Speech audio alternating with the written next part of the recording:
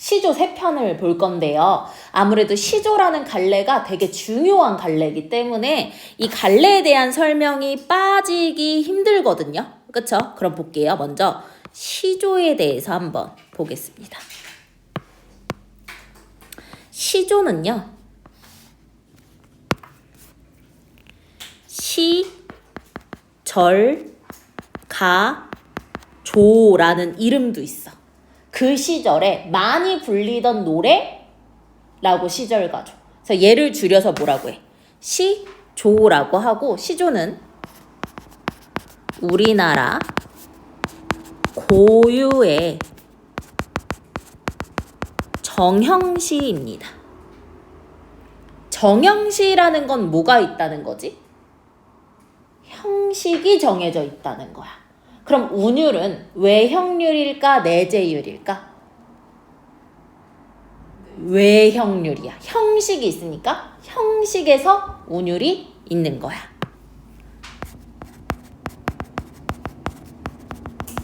외형률을 갖고요. 자, 이 시조는요. 고려부터, 그러니까 고려 중엽, 말엽, 그치? 그 중후반부터 뭐까지도 현재까지도 향유되고 있습니다. 그래서 이걸 조선시대에 물론 성행을 하긴 했지만 그치 지금까지도 지어지고 있다. 그럼 시조라는 게 정형시니까 뭐가 있다? 형식이 있다라고 했죠? 그쵸? 그러면 이 시조는요. 길이에 따라서 3개로 나눕니다. 뭐냐? 평시조. 거기에서 약간 엇나간 어시조. 그 다음 파격적으로 길어진 사설시조. 오케이. 자, 평시조부터 볼게요. 평시조의 형식이 기본적인 형식이다라고 생각을 하면 돼. 얘는 3장이야. 그러니까 3단 구성이야. 왜 우리 19채 향가도 3단 구성이었거든? 그러니까 신라를 지나서 고려 조선으로 오는 거니까 그렇게 영향을 받았다고 생각하면 돼. 그럼 이 3장이라는 건 초장, 중장, 종장입니다. 요 시조가 시험범일 때 헷갈리게 되는 게 초장의 내용을 중장이라고 하는 거야. 무슨 말이면 초장의 대꾸법이 쓰였는데 중장의 대꾸법이 쓰였다라고 하는 거야. 그럼 맞아 틀려? 틀리지. 어떤 느낌인지 알겠죠? 3장, 6, 9. 그럼 한 장을 2개의 의미마디로 나눌 수 있다는 거야. 그래서 2 곱하기 3이니까 6이야. 그리고 45자 내외입니다. 그리고요. 각 장은요. 사음보의 음보율을 갖고요. 사음보는 4마디로 끊어 읽을 수 있다는 거고요. 그쵸? 그 다음에 글자 수는 3글자, 4글자 혹은 4글자, 4글자가 반복됩니다.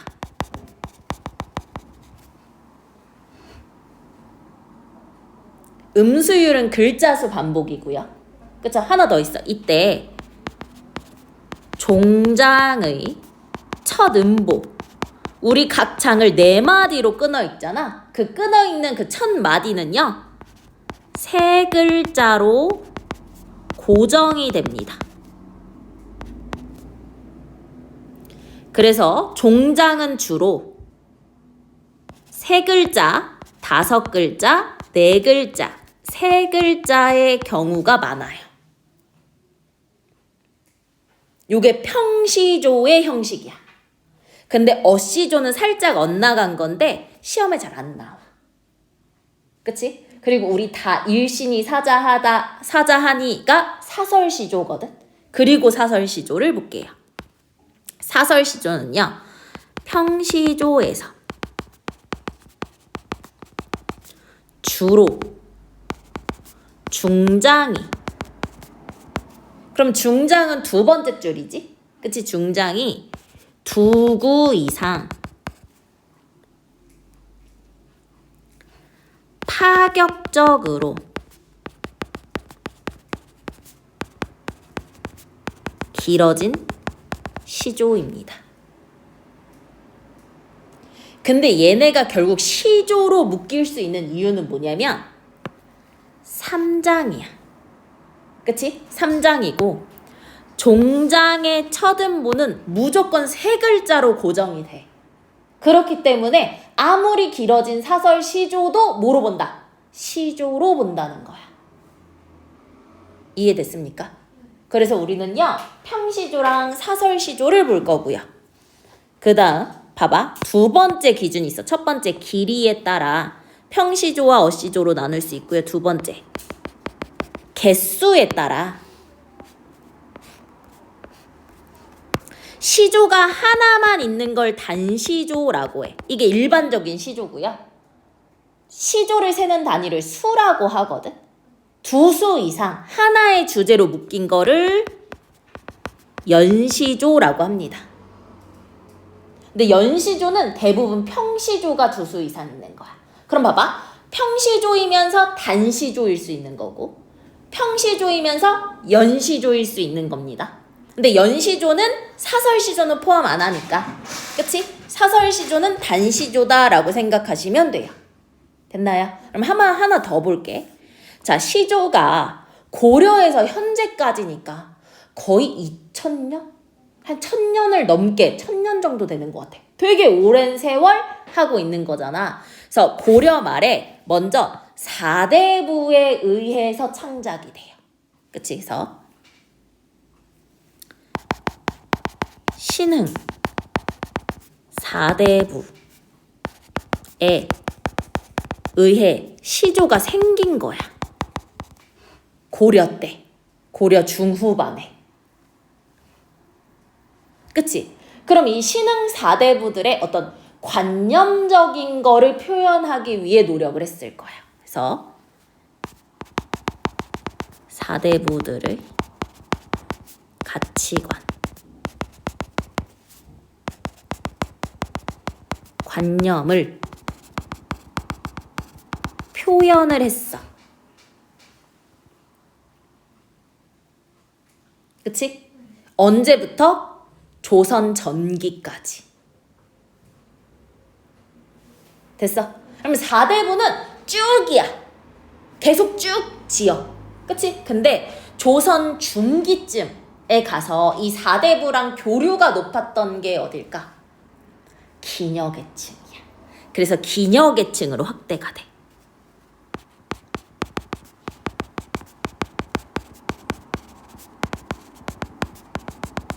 이때가 조선 중기 정도로 봐요.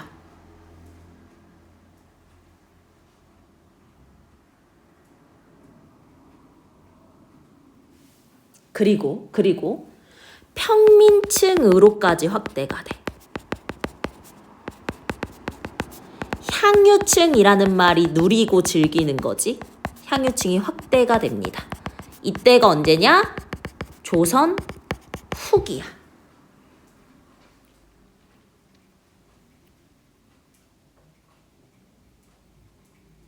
됐니?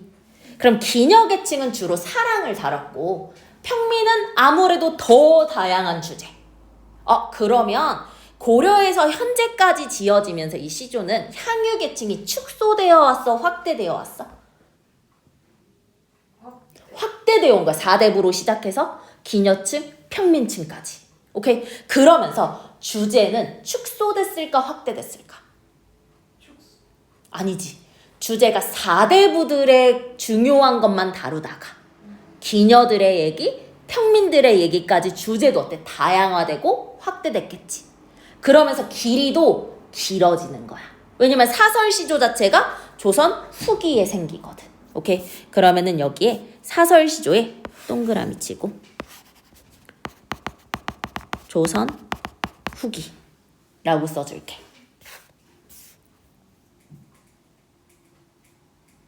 맞니? 그럼 봐봐.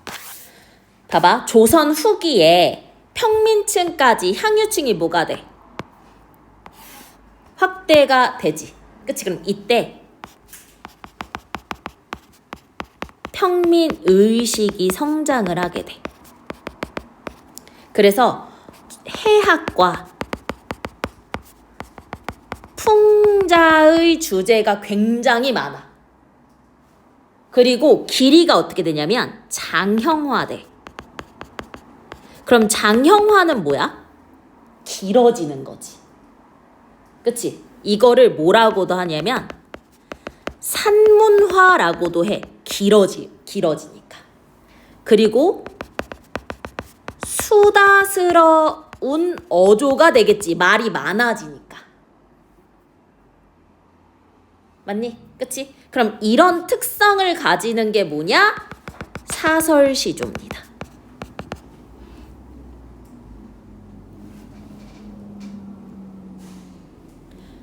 여기 선생님이 쓴 어휘들을 가지고 선택지들이 나올 거야.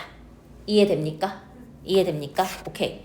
그럼 우리를 먼저 뭐를 볼 거냐면 조선 초중기 때 황진이라는 기녀 시조를 먼저 볼 거고요.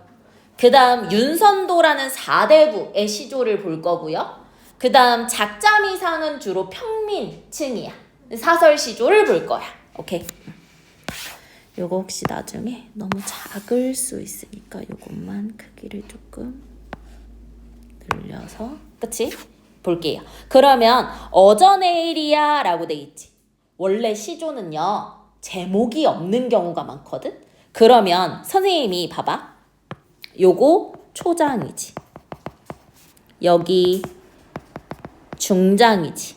여기 종장이지. 맞니? 음보 끊어볼까? 어저 내일이야 그릴 줄을 모르더냐.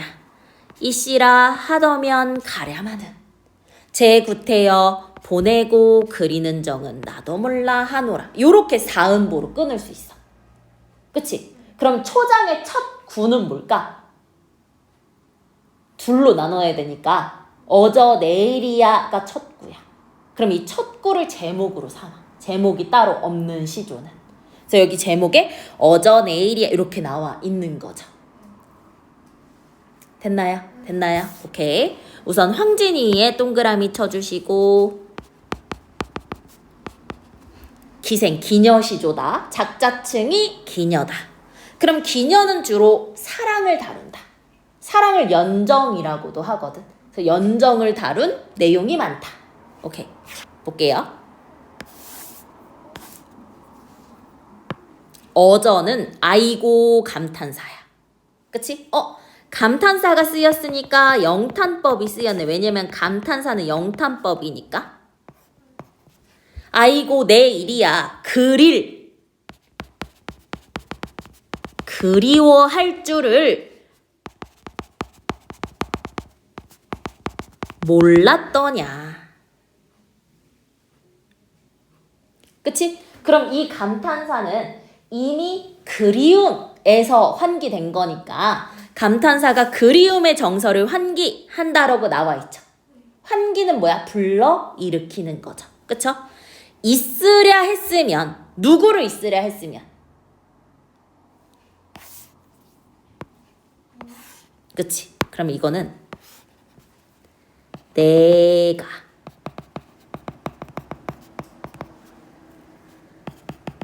임에게 있으랴 했으면 인 거지. 맞니? 그러면 요 내가가 뭐가 되는지 아니? 주체야. 이 행동의 주체.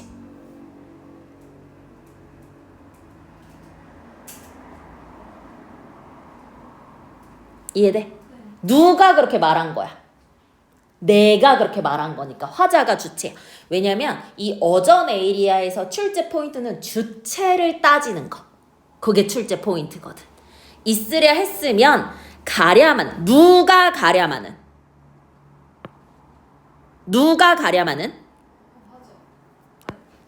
그치? 이미 가랴마는. 그럼 여기선 이미 누구야? 주체야.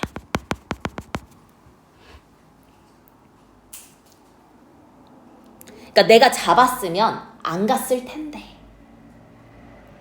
됐니? 오케이. 여기 이 제구태여 있지. 이게 이 시에 무조건 나오는 출제 포인트예요.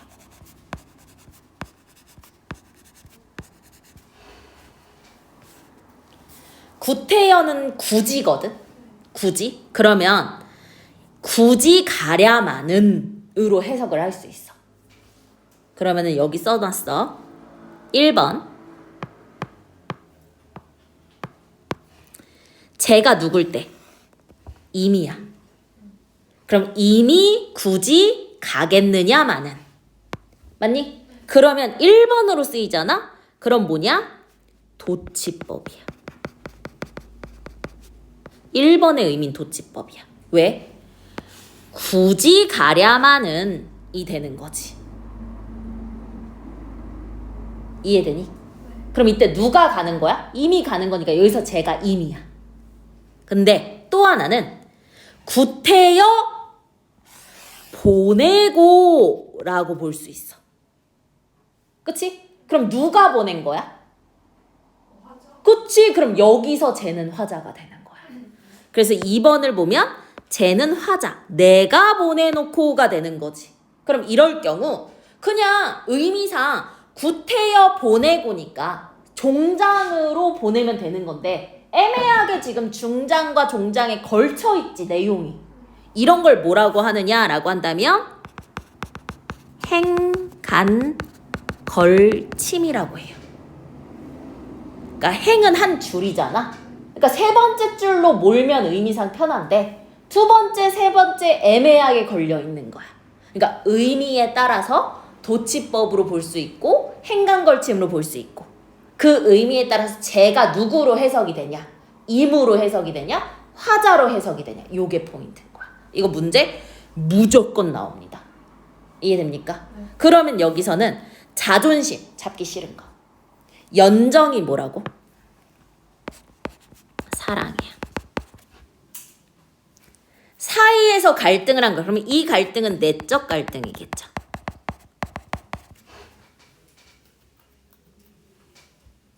그쵸? 이때 임을 붙잡지 못한 아쉬움이 드러나는 거지.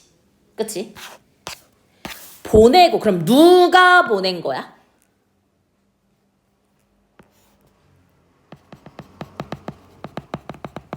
화자가 보낸 거지? 그치?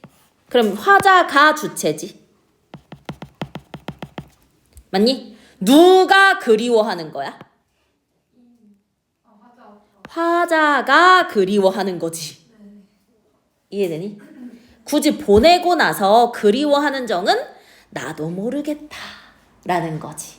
그치? 그래서 임과의 이별에 대한 회한이 있거든요. 회한이 뭐냐? 후회와 한탄이야. 잡을 걸 하는 후회. 맞니? 그러면 후회가 있다라는 건 자책도 있다고 볼 수 있지. 어느 정도. 됐니? 오케이. 됐나요? 그럼 어저 내일이야 옆에 쓸게요. 이 어저 내일이야는요. 평시조고요. 지금 시조 하나 있어요? 여러 개 있어요? 아니지. 가는 하나잖아. 황진이가 쓴 거 하나만 나왔잖아. 그러면 단시조가 되는 거지. 작가는 누구? 기녀겠지. 됐습니까? 오케이. 그치? 그러면 여기 넘어오면 가를 볼게. 이 제 구태여 무조건 나온다고 했었죠?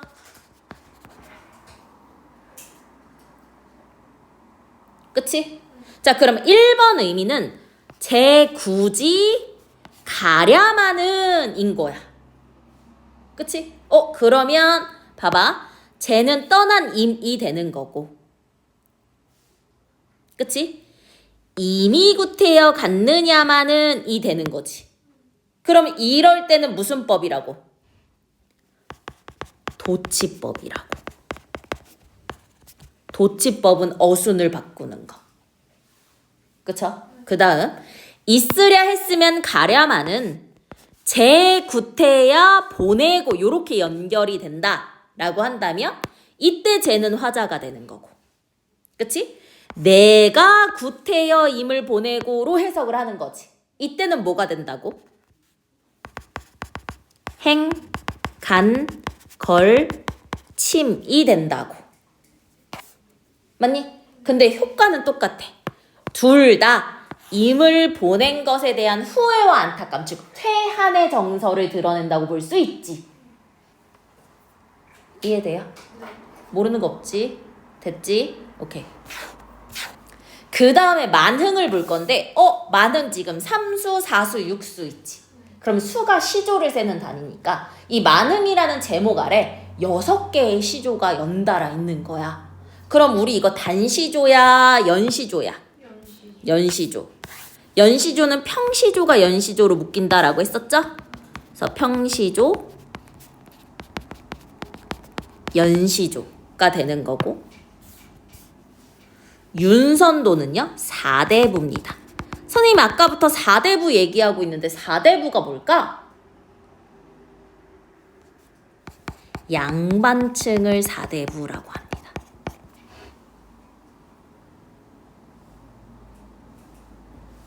됐나요? 그럼 4대부는 자신들의 가치관 같은 걸 잘 드러냈다라고 했잖아. 시조를 통해서. 볼게요. 지금은 3수, 4수, 6수 있는데요. 선생님 뒤에 1수부터 6수까지 해설해 놓은 거 있거든? 영상도 볼 거야. 그치? 볼게. 만흥은 흥겨운 거야. 그치? 그럼 흥겨움이 충만한 거야. 오케이? 봐봐. 잠들고 혼자 앉아서. 그럼 봐봐. 얘가 지금 혼자 있잖아. 그럼 이 혼자는 외로움이 아니야.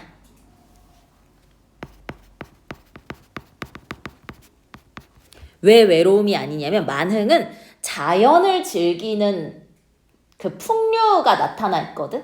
이때 혼자는 외로움이라기보다는 이걸 나만 즐기고 있어 라는 자부심과 연결이 돼요. 아니 그럼 이거 나눠볼게. 이거 나눠 써야 됐었는데. 그치? 자, 여기가 초장, 중장, 종장이죠. 음보를 나눠볼게. 잠들고 혼자 앉아 먼매를 바라보니 그리던 이미 온다 반가움이 이리하랴. 말씀도 웃음도 안 하죠. 그치? 못내 교화까지 끊을 수 있을 것 같아. 하노라. 사음보로 끊을 수 있죠? 그쵸? 그럼 봐봐. 먼 매는 산이잖아. 그치? 그럼 요거 한번 해볼게. 그럼 이 초장은 뭐냐? 자연을 즐기는 거야.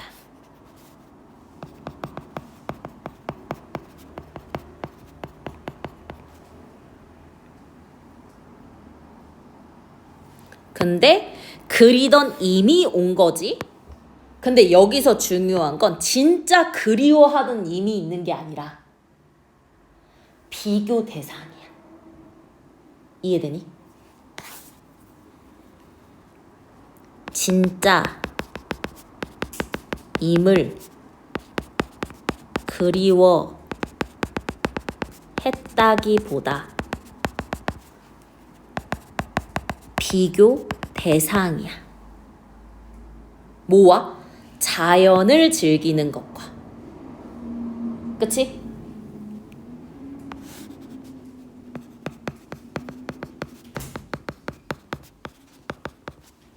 둘이 뭐 한 거야? 대결을 한 거야. 그럼 이거 뭐야? 비교지.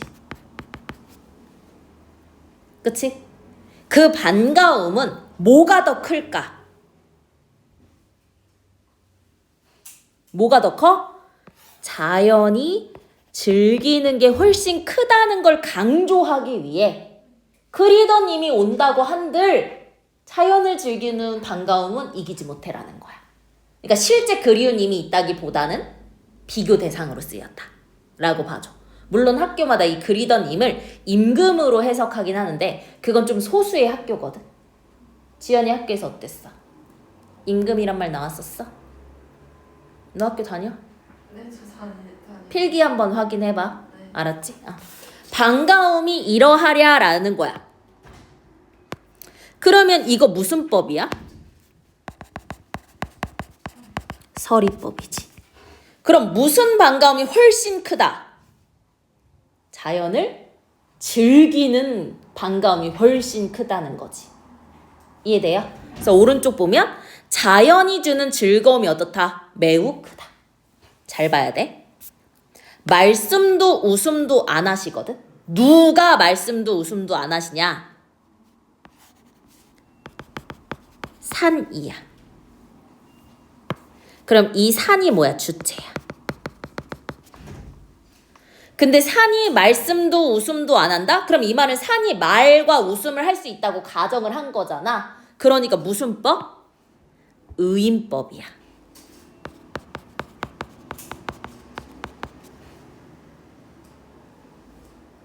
그치? 말도 웃음도 짓지 않지만 못내 좋아한다라는 건 뭐야? 산과 나의 마음이 통하는 거야. 이해되니? 그래서 이심전심 무라일체. 오케이? 그럼 이건 자연과 동화지. 일체가 된 거지. 이해되니? 마음과 마음이 서로 통하고 하나가 됐으니까. 이해됐습니까? 그러면 삼수에서는 자연 속에서 즐기는 풍류. 풍류는 뭐냐면 멋있게 즐기는 거야.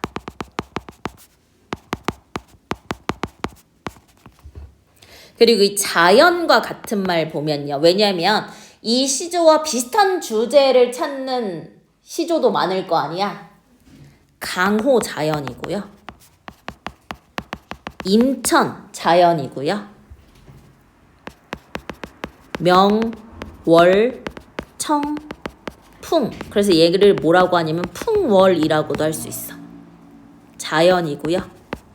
물외도 자연입니다. 이거 외에 뭐 강산, 산수, 그치? 이런 건 당연히 자연이겠죠? 됐습니까?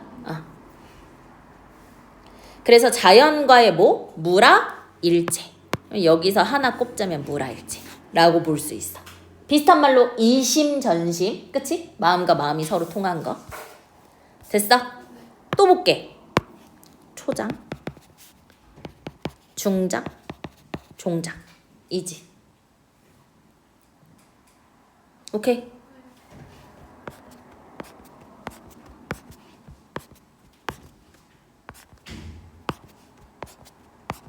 요렇게가 사음보가 되겠죠.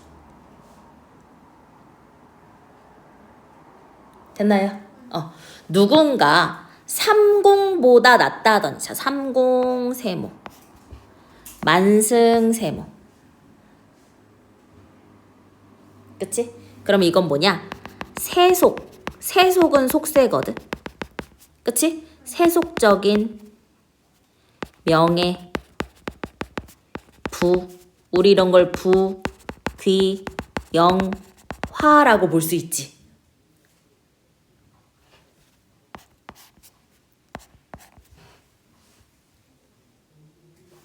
그치? 도고는 뭐뭐 보다야.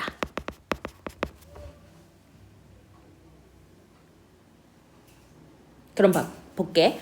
누군가 삼공은 높은 벼슬이야. 영의정, 우의정, 좌의정이야.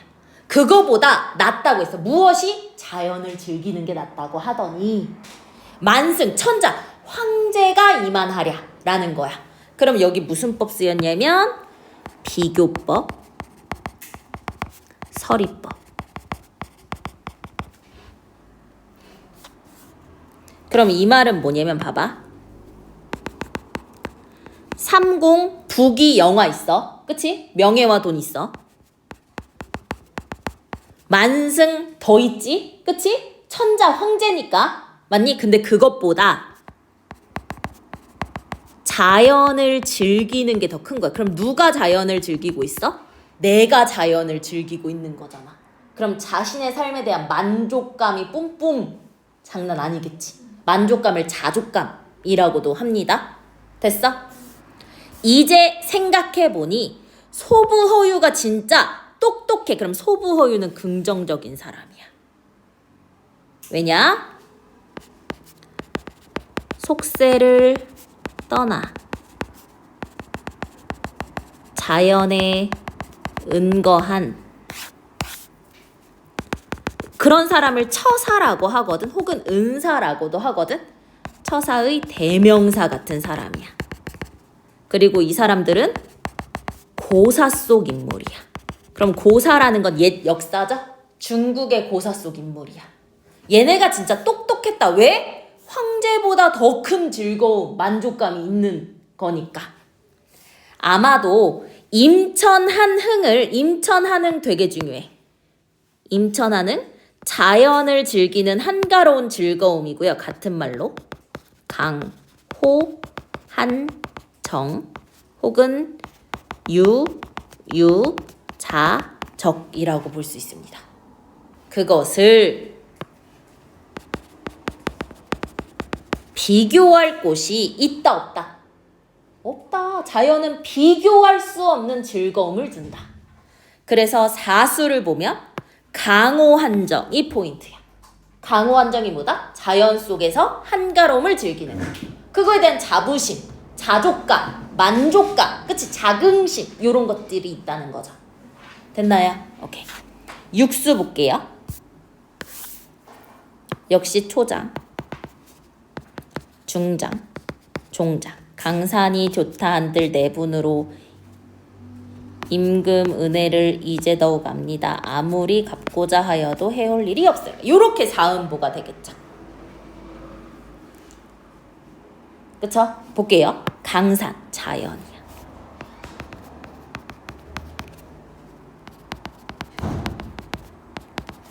자연이 좋다고 한들 내 분수, 나의 덕이야.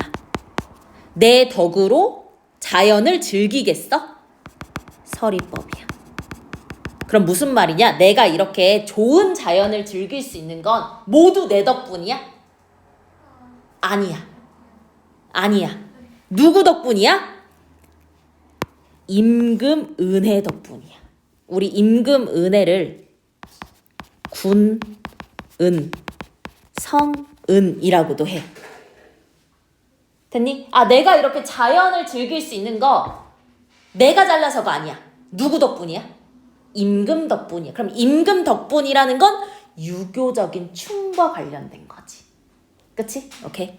이제 더욱 안다. 아무리 그 은혜를 갚고자 해도 내가 할 수 있는 일이 있어 없어? 없다. 그래서 자연과 함께하는 삶에 대한 만족감과 여기 임금의 은혜에 대한 고마움이야. 그럼 이거는 유교적 가치 뭐와? 충과 연결이 되겠죠. 오케이. 이렇게 자연을 즐길 수 있는 건 내 덕은 아니야. 겸손하지. 누구 덕분이다? 임금 은혜 덕분이다 라는 게 나온 거죠. 됐습니까? 오케이. 그러면은 다음 페이지 여기 볼게. 삼수, 자연 속에서 즐기는 풍요와 물화일체. 사수, 강호한정에서 즐긴 자부심. 그치? 오수, 임금의 은혜에 대한 고마움인데 요거를 뭐 나누자면 군, 은, 예, 찬이라고 볼 수 있어. 군은은 임금의 은혜지. 그치? 그럼 봐봐. 자연에 묻혀 유유자적, 강호한정, 임천한음이지? 하면서도 유교적 충 사상을 강조하며 선비로서의 입장을 견지라는 건 유지한다는 거야. 지키고 있다는 거야. 됐나요? 오케이. 그러면 다를 볼게요. 자, 우선 작자미상이라고 한다면 평민층이 작가라고 볼 수 있어. 그럼 평민층은 선생님이 말했어. 조선 후기에 시민의식이 성장하면서 풍자와 해학이 잘 드러났다라고 했었지. 그럼 위에 올라와서 요거 하나 쓸까? 자, 해학과 풍자 있지. 해학과 풍자를 뭐라고 하냐면 문학의 미의식 중에 골개미라고 하거든. 그럼 사설시조에서 골개미를 드러냈다라고 하면 해학과 풍자가 있는지 보면 돼. 오케이? 오케이. 골개미라는 말이 나오면 너네 또 선택지에서 나오면 어버버 하다가 틀려버리니까. 됐니? 그럼 사설시조 다시 보면 맞아. 평시조에서 주로 중장이 2구 이상 파격적으로 길어져. 그렇지만 얘는 시조니까 3장 지키고 종장의 첫 음보가 3글자로 고정된다는 거 똑같다고 했었고. 그치? 2구 이상 길어지니까 장형화 산문화된 거고 수다스러운 어조가 나오는 거겠지. 말이 길어졌으니까. 됐나요? 그래서 일신이 사자하였으니에 쓸게 사설시조고요. 단시조입니다. 그러면 여기가 초장. 중장, 종장이야.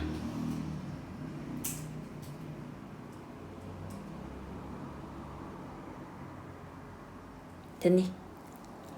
봐봐. 내가 좀 어떻게 살려고 했는데 뭐 때문에? 이 무는 것들 때문에 못 살겠다라는 거야. 그럼 이 무는 것들 위에 보면 사람이나 동물의 피를 빨아먹는 벌레를 통틀었어. 그럼 당연히 막 모기 이런 것 때문에 못 살겠어. 거머리 이런 것 때문에 못 살겠어. 근데 여기 봐. 백성들을 착취하는 온갖 부류를 상징한대. 그럼 우리 이런 거 뭐지? 탐, 관, 오, 리지. 그럼 상징한다 그랬으니까 상징적인 시어가 쓰인 거네. 이해되죠? 맞니? 그러면 중장에서는 뭐를 할 거냐면 여기 봐. 다양한 물것들의 예를 뭐 할 거야? 열거할 거야. 근데 되게 길어졌으니까 수다스러운 어조로 열거하지. 그러면 해학이 들어가. 해학은 웃음이거든. 맞니? 근데 이 물것들이 뭐야? 탐관오리들이잖아. 그럼 탐관오리들을 간접적으로 비판하는 거지. 그러니까 뭐도 들어가? 풍자도 들어가는 거야. 이해되니? 볼게. 비파 같은 빈대 새끼. 그럼 물것의 예로 하나 빈대. 그 다음 사령 같은 등에.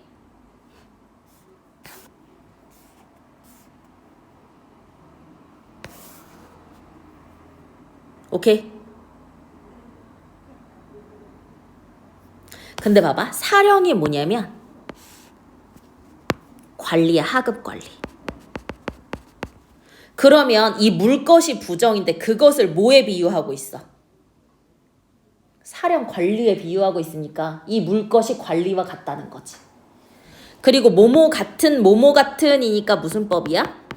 직유법이 계속 쓰인 거야.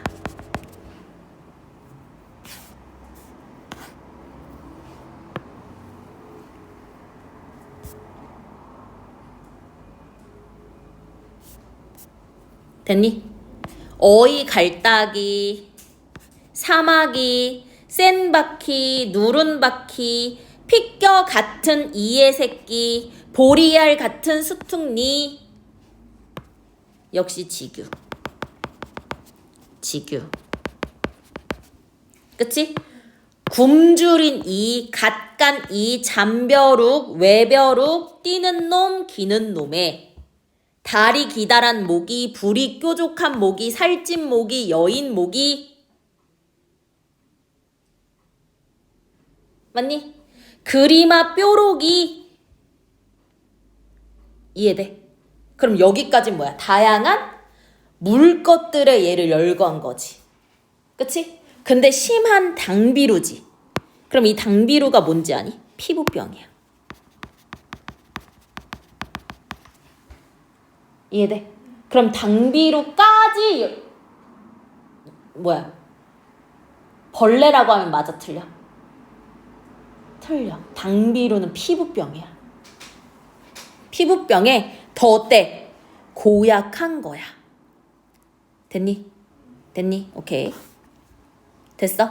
그럼 다양한 물것들의 종류를 수다스런 어조로 열거하니까 해악과 그치? 이 물것이 결국 탐관오리를 상징하니까 풍자까지 되는 거지. 됐나요? 그 중에 내가 제일 못 견디는 건 5, 6월 복달인 뭐야? 18이야. 욕 아니요? 뭔가 의도했을 수도 있어. 그치? 그럼 얘가 뭐야? 탐관오리인 거야.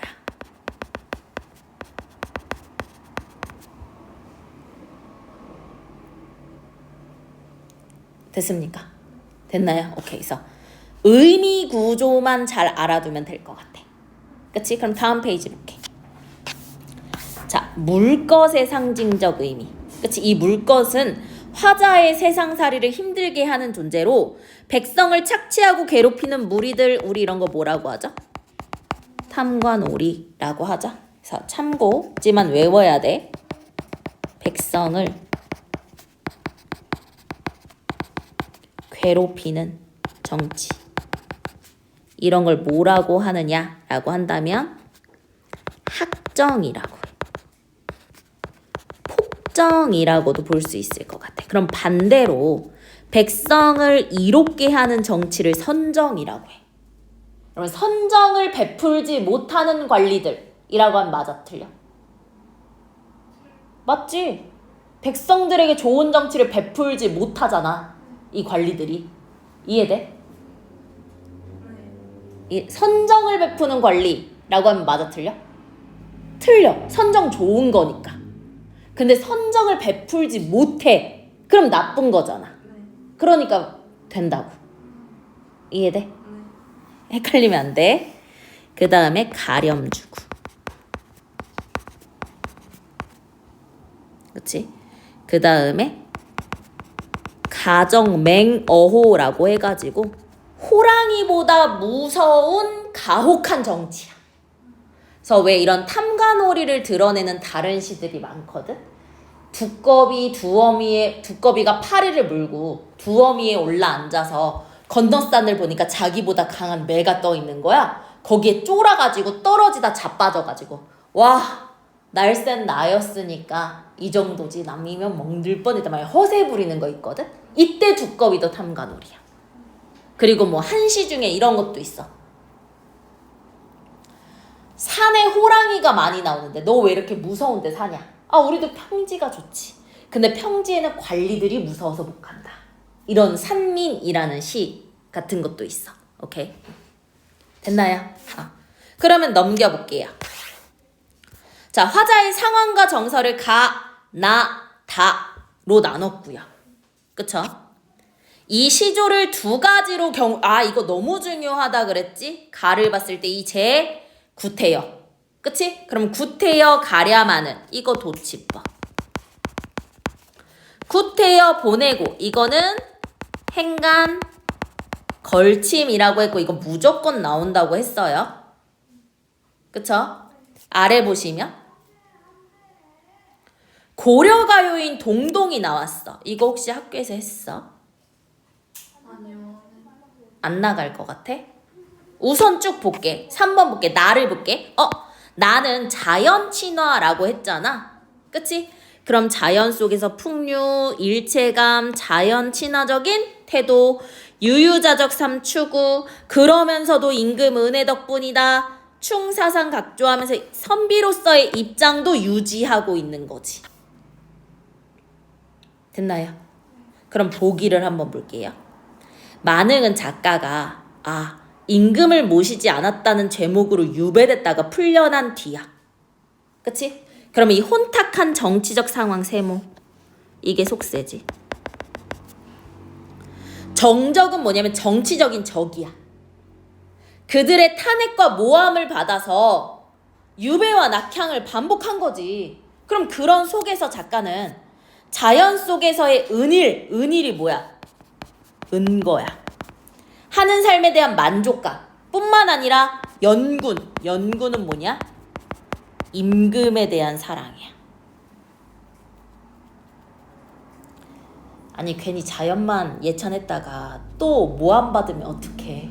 그럴 수도 있는 거지. 그럼 보면 이 작품은 강호가도의 전통을 이어받아. 그치? 강호에서의 자연 친화적 삶을 추구하면서도 임금의 은혜를 강조하고 있다. 얘는 조선 초기는 아니거든?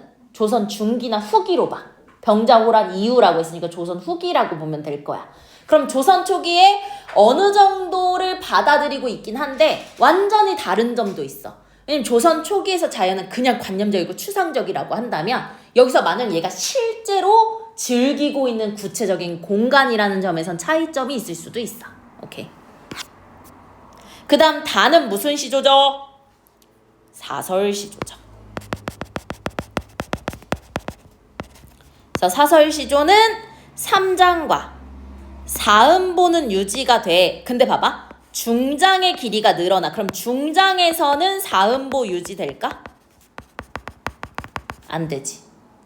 이해돼? 그러니까 일부는 유지될 수 있지만 전체적 유지는 안 되고 중장은 무조건 유지 안 되고. 됐나요? 그래서 아래 보면 사람을 괴롭히는 벌레들을 비유 열거를 통해 익살스럽게 표현이 뭐야? 해악이지. 그치? 그러면 백성들의 삶의 고달픔을 강조하고 부정적인 현실을 비판하지. 그럼 풍자도 당연히 들어가 있지. 선생님이 해악과 풍자를 합쳐서 무슨 미? 골개미라고 했었지. 됐니? 그럼 물것을 보면 얘 역시 조선 후기야. 맞니? 가렴주구가 뭐야? 백성을 괴롭히는 정치지? 관료들 볼게. 그럼 이 관료는 뭐야? 관리지. 관인이지. 그치? 위정자라고 할 수도 있고 관리 자체를 목민관이라고 할 수도 있어. 좋은 관리도 있을 수 있지만 백성들을 가렴주고 하는 관리니까 우리 요런 걸 뭐라 그래? 탐관오리라고 하는 거지. 이해돼? 관리가 모두 탐관오리는 아니야. 오케이. 됐어? 오케이. 넘겨서. 그럼 주제를 본다면 됐니? 뭐 이별이라는 거 누구나 느낄 수 있으니까 그 향유 그걸 누리고 즐기는 계층 당연히 작가 양반도 사람이니까 이별할 거 아니야. 평민도 이별을 하겠지. 맞니? 만흥은 임금은 유교적인 가치관도 있으니까 양반층일 거고 일시는 백성들을 괴롭히는 탐관오리에 대한 풍자와 해악이니까 평민층이라고 볼 수 있겠지. 그럼 향유층이 다양한 애야. 됐나요? 오케이. 그래서 주제의식을 봤을 때 여기 지금 어부단가가 있잖아. 그치? 그러면 여기 어부에 동그라미 치고 어부는 자연을 즐기는 사람. 그럼 진짜 어부, 생계형 어부가 아니라 가짜 어부야. 왜냐면 진짜 얘가 그 농사 지어서 먹고 사는 것처럼 고기를 잡아서 먹고 사는 게 아니라 자연을 즐기는. 그럼 이연보 역시 4대부야. 연시조야. 그럼 연시조는 평시조가 연달아 있는 거라고 했었지? 됐어? 그럼 이거 당연히 뭐랑 비슷해? 만흥과 비슷하겠지. 됐습니까? 볼게요. 이중에 그럼 이중이 뭐냐? 자연 속이야. 자연 속에 시름은 근심이야. 근심이 없으니 어부생해. 그럼 어부생해 당연히 긍정이지. 그치? 이려편주는 조각배야. 그러면 소박해 화려해? 소박하지. 그치? 만경파 물결에 띄워두고 인생은 속세야. 인간 세상을 다 잊었어. 그러니까 날 가는 줄 알겠어 모르겠어? 몰라. 날 가는 줄 모르고 자연을 즐기고 있어. 됐니? 근데 장안은 뭐냐? 수도야. 수도를 바라보니 북거리야. 그럼 북거리 뭐냐면 궁궐이야. 누가 있는? 임금이 있는 궁궐이야. 그게 천리다라는 건 거리감 느껴지지. 어주 고깃배야. 고깃배에 있어도 내가 임금을 잊은 적이 있을까? 없어. 이해돼? 두어라. 내 걱정 아니야. 제세연 다른 인재들이 없겠느냐. 나 말고 똑똑한 인재들 있다 없다? 있다. 아니 그러니까 나 그냥 신경 꺼야겠다. 그치? 나 말고 똑똑한 사람들 임금 곁에 많을 테니까 나 그냥 있고 뭐 해야겠다? 자연 즐겨야겠다. 됐니? 그럼 이 작품은 어부가를 개작을 해서 자연과 속세를 대비해서 자연 속에서 살아가는 어부의 삶의 즐거움. 근데 생업으로 삼는 사람이 아니라 자연을 못하면 한가한 삶을 살아가는 은자. 그럼 우리 이런 걸 소, 부, 허, 유 같은 사람인 거지. 만응의 화자 같은 사람이지.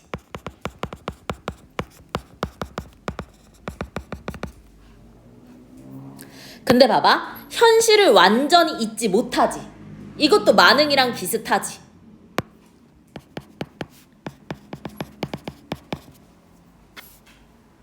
맞니?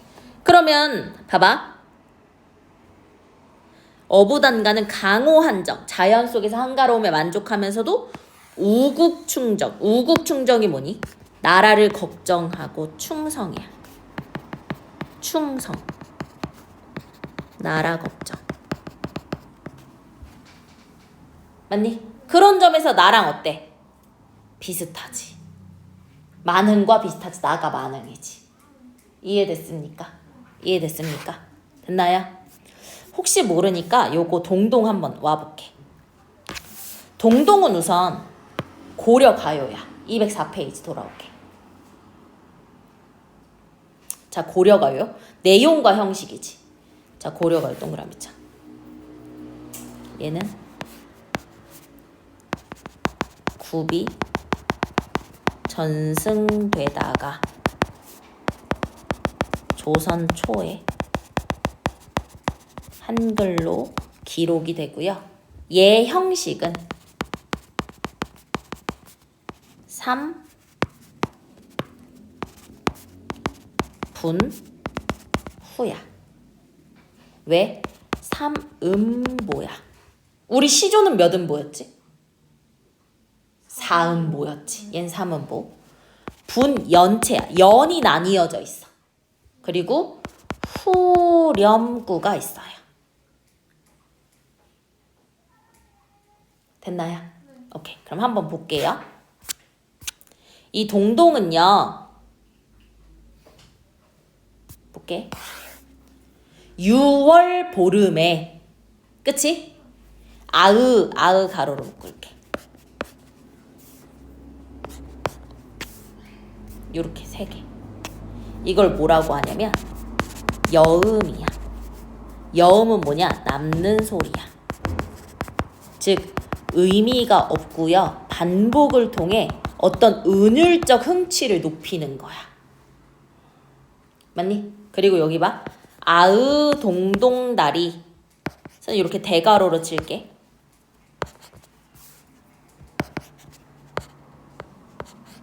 그치? 맞니? 얘는 뭐다? 후렴구야. 얘도 의미 없어. 의성어야. 악기를 흉내낸 거야. 그럼 내용, 주제와 관련이 있어 없어? 없어. 반복을 통해 운율 형성하고 구조적인 통일성 같은 걸 드러내겠지. 구조에선 통일성이지 내용적 통일성은 아니고. 됐나요?